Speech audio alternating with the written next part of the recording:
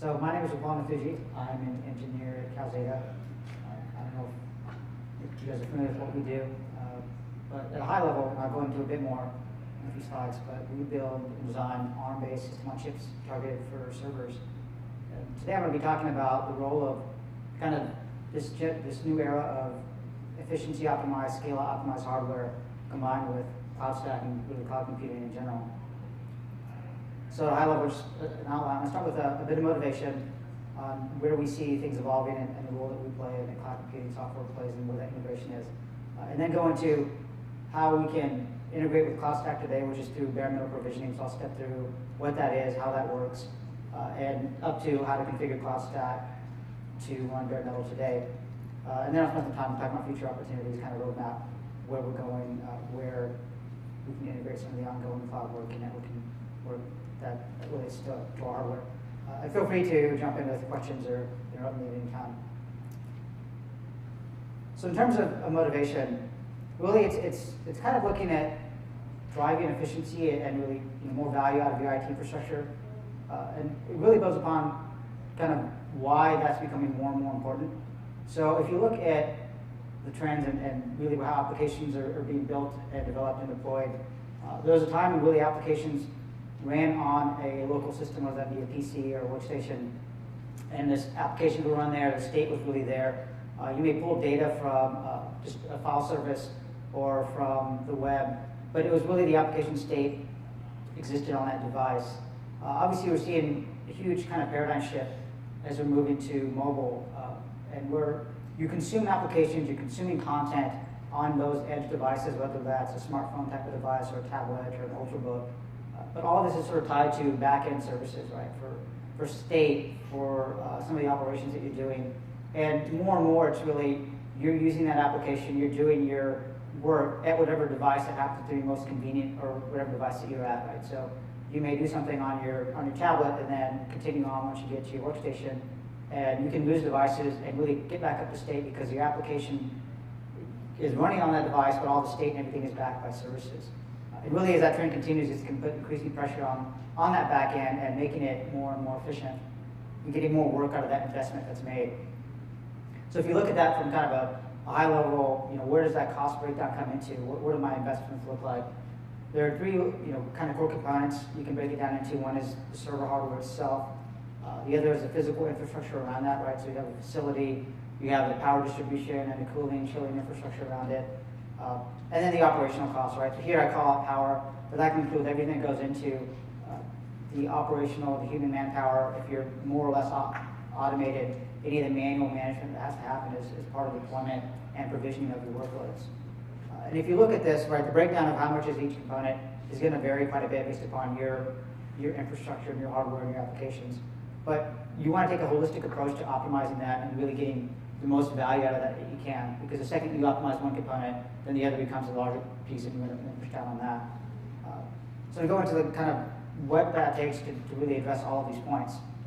So from a hardware cost, I think it was alluded to this morning as well. If you look at how hardware, kind of traditionally or maybe legacy way of how it was provisioned, whether it's across business groups or even within a business group of different applications, you have this kind of notion of the term I like to use this morning of server huggers, right? So people who go and say, I need so many servers for the next year, the next quarter, to run my application. That's either based upon the application growth, the natural variance of the load of the application. And even when you don't need that full capacity, and that capacity could vary based upon time of day, time of week, time of year, it's still just sitting idle because it's not being re-provisioned to any other application or any other business group. And what that leads to is what is known as a sum of peaks provisioning. So I'm taking the maximum that every unit needs, and you end up, as a whole, buying the sum of that max. And it leads to incredible inefficiency. So to really address that, what you want to do is amortize and consolidate the cost of that hardware across properties or applications. And really, this kind of depicts an idealistic view, but you will end up having applications that have uncorrelated peaks and demands. So what that means is if application A has some hardware that it doesn't need, and application B happens to spike at the same time, that it can use that hardware. So you end up getting more a peak of sums. So you take the sum of all the total capacity needed across your applications or your business groups, and you take the peak of that. But of course, that's getting from that sort of picture of, yeah, you take the sum of, and then take the peak of that, you actually, there has to be some automation, some management behind that, right? And that's where the cloud computing software and the management infrastructure and the orchestration that goes in can provide that value. So you get the ability to reprovision hardware that was running application A for application B, and do that really in an agile way. You can do it quickly. You don't have to wait for an operations team to physically rewire servers or possibly physically move them to a different colo space. So that helps you really drive down the cost of the hardware side. And if you look at the rest of that pie that I showed earlier, that all really, no matter how you break it down, boils down to power. And again, with the amount of scale that we're talking about to run these services, that growth is becoming more and more important. So this is the figure on the right was done from the DOE, and this is years old, but it was really starting to recognize that the path that we were going down as an overall industry in terms of the power that we were drawing in our data centers was on a non-sustainable path. And we needed to start incorporating both technologies and software management schemes that would help address that. Yep? Can you read the labels like you? Yeah, so if you look at that orange line, so that was basically the historical trend, so following what people have been doing so far. And they basically broke it down into, if you look at current, so the yellow is current efficiency trends, and that's following just kind of bare, at the time, it was looking at the hardware efficiency improvements that are happening generation over generation. And I think the industry did better than that, so I think that curve is a lot lower. But as it goes down, it's really talking about that blue line at the bottom is state of the art. And if you read the report there, what they're talking about is both hardware optimized efficiency and software management for the efficiency. So it's sort of the bottom line, if you manage the entire data center in an optimized way, where can we actually get down to? So what's on the y-axis? How do you define efficiency? So that's the cost of power. So this is the annual. So what's the unit dollar per kilowatt or something? It's not really didn't show up well. This is electricity used in billions of kilowatt hours per year. By a giga. This is the U.S. So this is an estimate of what's being consumed in the U.S. Yeah. So the key point there is that this is just showing the operating power. But if you look at that cost, it's not just about the power that you consume, right? Because for the watt that you consume, you also have to have the cost of the infrastructure to both power it and then cool it. So all of the rest of that TCO model is really driven by power. So we are in 2012, right? Yep. So is there a... Is it updated? Is it updated figure? What happened between 2006 and 12 in reality? Yeah, that's a trick of putting this figure up, because everybody asks how did we do, and I haven't seen a good report on how we've done. They haven't updated So this. are we still on which of the curve? So the orange curve was a pretty worst case scenario, right? I mean, this is when they did this report. We're talking 2006. It was based upon data they collected. It was probably from hardware that itself was a year old. So you're talking about stuff that was highly inefficient. It was really before people were targeting efficiency. So I would think we're definitely not on that orange line, but where we are between that blue and the orange is.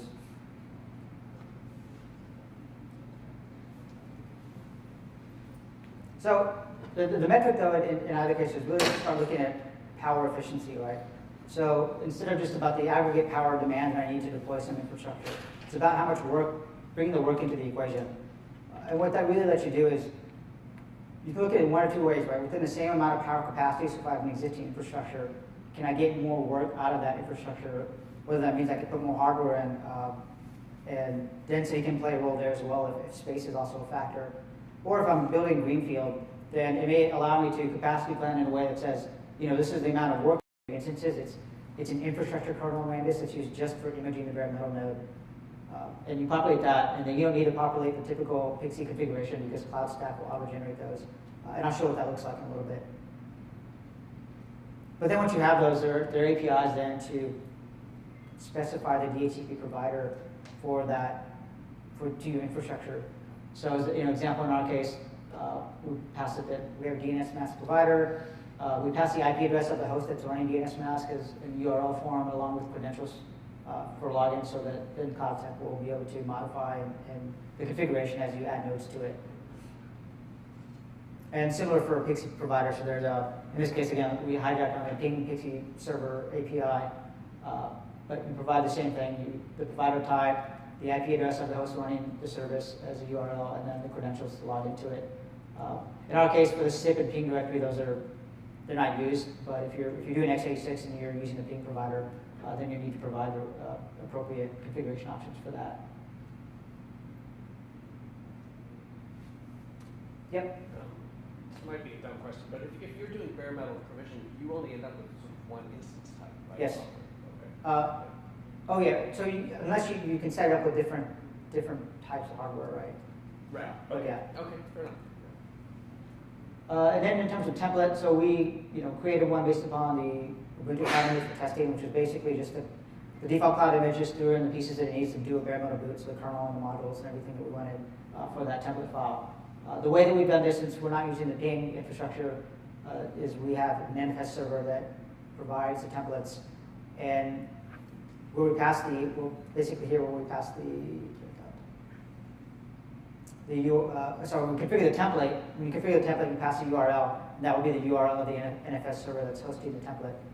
And then I'll show later that the RAM disk will use that many provisions to grab the template. The key thing is that when you add hosts, there's a few pieces there that are split across the IPMI interface and the host, the actual physical host. So, God, this doesn't really show up well in resolution. But the main thing is that it actually for the host name and username and password, that's the IPMI interface. So the host name is going to be whether the DNS name or the IP address of the IPMI interface for that node, and the username or password, the IPMI credentials for it. And it just needs to do basic operations in terms of power on, off, and setting the next boot device.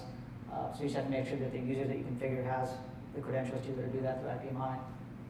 And then the host MAC address is the MAC address of the PXE interface. So in our case, we have 3 interfaces, one of the IPMI and 2 for the application side. So this is what Linux would see as the E0 interface, basically, which is where PXE requests will go out of.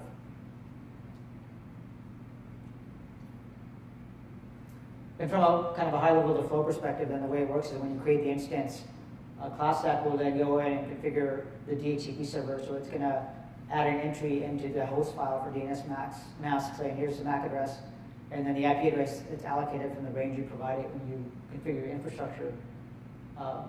And then for the PXE server, for the PXE config, it will create a node-specific PXE configuration file based upon the MAC address that you provided it. So then when you power on the system, it's going to do a DHCP request, and it will PXE it'll grab the configuration that's provided from CloudStack, grab that kernel and the RAM disk, the custom RAM disk through PXE. It will then image itself and through using the information provided through the kernel as boot parameter, through the PXE config as boot parameters. And once it's done doing that, afterwards it'll reboot, and then after that it'll just reboot from disk. So it doesn't need to rely on PXE infrastructure after that, until it's imaged again, of course. And in terms of what that PXE configuration looks like, so again, it's as an example, the file name here is showing that it's keyed on that MAC address of that node. And then through the append, there's a bunch of parameters there that are specific to ping. But just an example, so they were providing that image to restore, which is what ends up being passed as the NFS information that we gave when we created the template.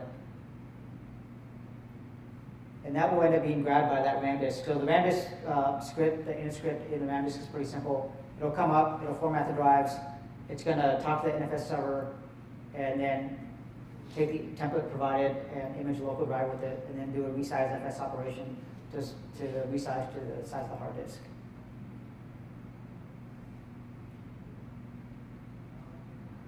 So that kind of covers the way that today you can take hardware, you can take CloudStack software, and build yourself a bare metal infrastructure to run a cloud on hardware. What I want to spend just a few slides on is kind of the future opportunities and where we see things, opportunities to work towards. Kind of 4 main bullets. One is around some networking, caveats or challenges, depending on how you look at it, with bare metal. Some roadmap, both from ARM perspective and our own. And then building beyond, what can you do after you have that infrastructure as a service running on CloudStack. So one thing that may or may not have kind of cropped in your mind is I sort of glossed over it was the network aspects of doing a bare metal cluster. So one of the issues today is that there's a sort of an assumption that your bare metal instances are going to be in the same segment and they'll be able to talk to each other. Obviously, since it's bare metal, there's nothing that you can really do on the host that prevents them from doing whatever they want to. You don't have typical IP tables or an OBS running there to provide some filtering. So obviously, depending on use cases, that may or may not be what you want to happen. So since you're bare metal, there are a few options there, right? You plug it to a switch. We can add extensions that will then do VLANs and apples through the switch, which I think everybody agrees is sort of a pain to do and a pain to do in an automated way correctly. The other direction there is to leverage if you have an OpenFlow enabled infrastructure. So your physical switches talk OpenFlow, and then using OpenFlow to then basically do that tenant isolation. And I know there's been work there. I don't know if they've been doing that on PostSec, but the NTT, some folks at NTT we've been working with that are doing a lot of bare metal cloud work in general. That's sort of the direction that they've been taking. And that may be some opportunity, I think, that as a community that we can start looking at for CloudStack in terms of adding that support. In terms of the ARM roadmap, so again, our current generation of hardware is based upon the A9 processor, so there's no virtualization support. It's kind of, we like to call good enough performance. It gives you great power efficiency. And ARM's roadmap is going to continue to build on this, right? So the future generations are going to provide more performance, continuing on kind of with that emphasis on efficiency, so low power with greater performance, and more features. So their A15 hardware will be coming out soon. That's going to provide the equivalent of VT support hardware, so we can then, if you need to start doing things like running a KVM or a Zen, again, the idea being you're not going to do 100 instances on an ARM server, but you may use it just as kind of so you have a consistent infrastructure. So even if you're just doing a 1-to-1 or even a 2-to-1 mapping to a node, you can be all Zen or all KVM, whatever the rest of your infrastructure looks like. And there's active development going on there, both for KVM and the Zen side, to target the A15s, as well as the next jump beyond that, which is ARM has announced their V8 64-bit architecture, and that will obviously give you greater memory capacity and everything that comes with 64-bit. And again, there's some active support going on active development going on to support that. I think just talking to Lars this morning, they made some great progress for Zen targeting V8 as well. As far as kind of the implications, right? So today we're really talking about bare metal. As we see that roadmap expand with different processors in that ARM space, really it's going to provide a lot more flexibility. So you can do the physicalization, go bare metal, where it makes sense for a given use case or scenario. But then you can go ahead and start deploying virtualization as you need it. Also, once you have virtualization or through either KVM or Zen, you can start doing network management through Open vSwitch. Obviously, there's a lot of support there today, and continuing on as many of the talks at the conference this week are reviewing and discussing options there. But really, it'll be about kind of increasing that flexibility in terms of deployment options as the roadmap progresses.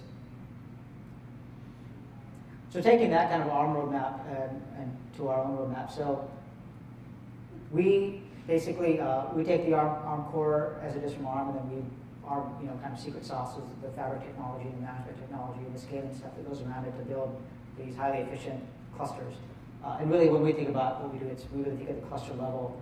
So that's how we like to even talk about kind of a roadmap, right? So today we're at the lower early adopter era, talking about the A9-based hardware. And then as we expand, our next generation is going to be what we call midway, and a bit of trivia. All of these are small Texas towns, in case you ever want to look them up. So midway will be based on the A15, and then we're actually, as we move on beyond that to the V8, again, we expect that we're going to start addressing more and more of the target market through kind of the performance improvements. We'll also be significantly increasing the amount of capacity within a fabric that you can support as far as number of nodes and the features that go into that fabric. And that'll go out to what we call Lago and Latamosa. And then way kind of further down the line, we have product on Navarro that will be coming out. So what's the time? Yeah, that's a great question. I think, so the caveat here being these are slides I was given as being the public available slides. So I don't know if I'm supposed to, they removed the original map. Available today, GA, what can you? The A9, the ECX 1000. So you can't comment on Midway, Lago, and Not as far as timeline, no. Well, and maybe when John comes in, I'm on the engineering side, so I'm a little more you consider think the that's upside, a but John can maybe comment on that. Sorry? And then when you comment on the target market size, how do I read this? I guess. So really, I think the best way to look at this is really the next slide, which is to say, these colors just don't work well on this projector. Which is to say that really what we expect is as we increase both, as the processors are more performant and provide more features both on the processor side and the fabric side, we expect that we'll be able to address a wider breadth of applications, and by that, a larger breadth of the target market. So today we really see with our kind of what we have today is really big data analytics where you really don't need a full-blown high-performance processor. It's more about scale out and scale in on the compute side. And some of the cloud and web workloads kind of fit well there as well. As we expand on that and have higher performance capabilities, we expect things, and we have more memory capacity. That's for a lot of applications. That's a big thing, right? Then we expect that we can tie into more of the real-time analytics. We've had a lot of interest from HPC because a lot of those guys are running into the same problem, which is that they're running out of power, and they need to be able to do more with what they have. I guess at some point even the government stopped trying to get checks. I didn't know that, but I guess it makes sense if you think about it. So that's what we mean as far as kind of targeting more and more of the target market as we incorporate the performance and the additional features in the fabric and everything else that comes with it. And that's what we call the Fabric 2.0, Fabric 3.0. So each of those is a jump to a new fabric, an evolved fabric architecture. I shouldn't say new, so there'll be some compatibility support, obviously. But there'll be a big jump in terms of the feature capabilities that are available in that fabric. So Lago will be our kind of first, the Fabric 2.0. And you can see that from our projections as far as the performance jump. So twice the performance, 4x the memory, 364-bit, and scaling to 100,000 nodes within a fabric. So today we're talking thousands of nodes within one fabric before you have to go to traditional Ethernet backbone.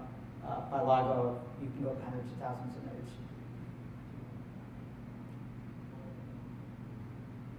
So this is kind of the last point. This is what we've been working on so far has really been throwing an infrastructure as a service layer on top of the hardware. For a lot of these cases, that makes sense. That's what users want. At the same time, if we jump up and run a platform as a service on top of that, that provides some abilities both from an operator standpoint and a developer standpoint that kind of eases a few of the burdens. So for example, I no longer need to worry about, do I need an ARM-based AMI or an x86-based AMI when I do a deployment. Instead, with pass layer, I'm deploying the workload, and that provides the operator some capability to then optimize and schedule where should a instance go, where should it reside, and maybe even do dynamic migration if it makes sense. So it provides some abstractions. It sort of hides that complexity from an end user, and again, I think provides some of that capability to an operator so you can really extract more efficiency out of your infrastructure, especially as you start looking at kind of hybrid infrastructures that are utilizing different types of hardware that target different types of applications. And this is something we're starting to look at, so we're looking at some of these, the open source pieces like Cloud Foundry, OpenShift, trying to get them running on top of the IaaS layer to do some proof of concepts and start getting an understanding of what are the possibilities there and what are kind of interesting avenues for optimizations.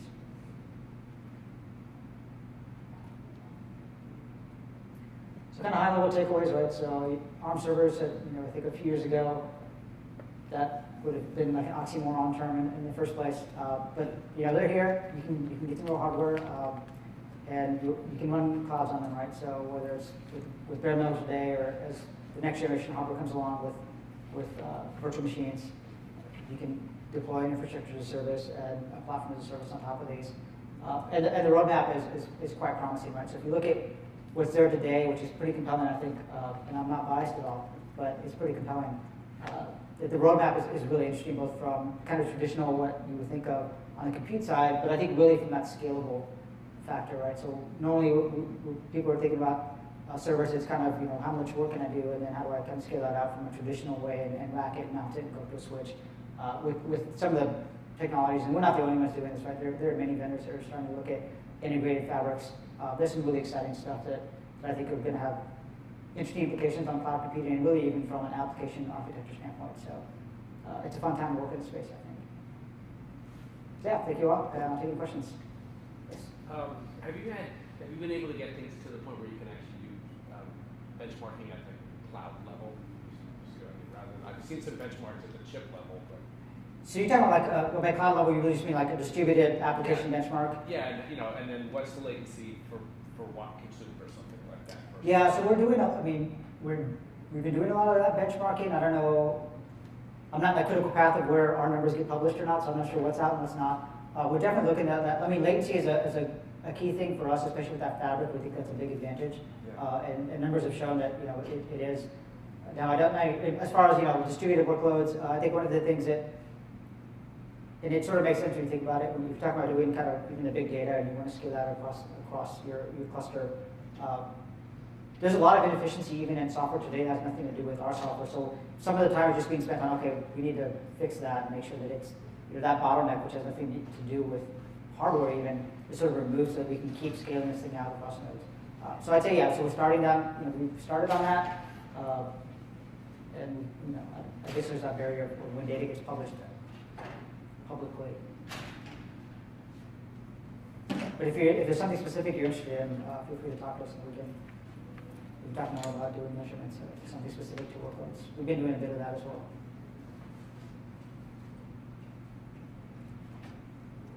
Anything else? All right, well, thank you so much.